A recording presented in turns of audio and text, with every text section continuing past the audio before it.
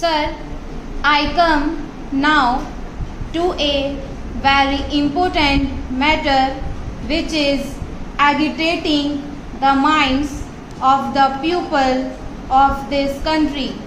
It has become a subject of debate throughout the country. It is center-state relations. The center-state relations have got many aspects: the legislative, the executive, the political, and so on and so forth. I am not going to deal with them because that debate will continue in the House the day after tomorrow. I want to refer only to the financial aspects. Honestly speaking, the motive behind this question raised by some people is basically economic and financial. The demand that the states should have more autonomy and that the center relations in the state should be revised has come out of financial and economic motivation. The demand for autonomy is there, but if you accept the autonomy as some people have demanded, what will happen? The existing regional imbalances will become wider and only the advanced states will benefit and not the backward states. Therefore, we must be on our guard. We cannot support the demand for autonomy made by some advanced states. In that case, the advanced states will go forward and the backward states will become still more backward. Para.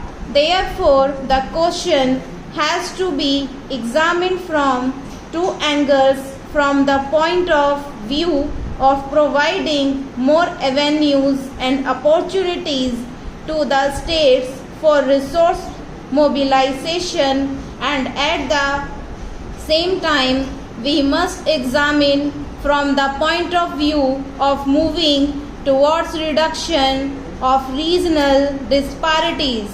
On the one hand, we should certainly create more opportunities for the states to mobilize resources, and on the other, we must see that there is a gradual reduction in the regional disparities. These are two objectives that have to be kept in mind when we discuss the question of regional autonomy.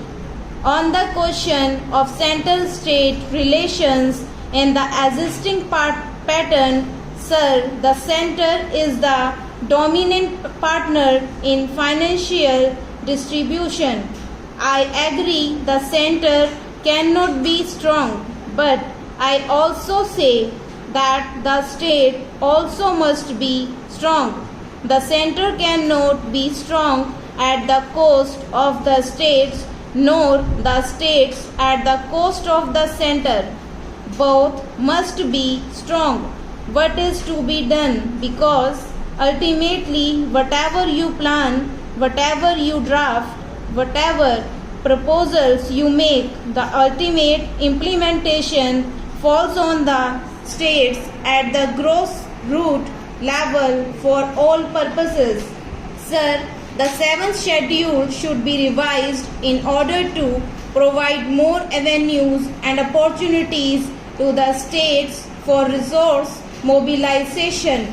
Article 268 and Article 269 of the Constitution refers to taxes and duties which accrue to the states. But why two different articles, and why not one article based on the principle of equitable distribution among the states with the objective of reducing regional disparities? Sir, Article 270 refers to income tax only but no to corporate tax. But in my view, corporate tax is also income tax, and therefore why should not corporate tax be brought under the divisible pool as income tax has been brought? Article 271 talks about surcharges excluded from the divisible pool. Why should they be excluded from the divisible pool? I don't understand this. They must also be brought under the divisible pool. Sir, Article 272 talks of excise duty to be shared between the center and the states. The sharing is permissible and not compulsory. Why is it a permissible sharing and why is it not a compulsory sharing like the income tax? Para. Sir, Article 275 refers to grants in aid to the states out of the consolidated fund of the union. Article 280 talks of a finance commission to decide about sharing of the two taxes and the principles of grants in aid. Article 282 refers to grants from the union to the states for any public purpose, and Article 292 refers to loans from the center to the states. Now, sir, the actual position is very revealing. Sir, I am trying to summarize and I am not giving the details. There are statutory transfers of resources from the union to the states, and there are non-statutory transfers of resources from the union to the states. What is the ratio? Roughly speaking, the ratio is 32 and 68. Statutory transfer of resources is 32% and the non-statutory transfer is 68%.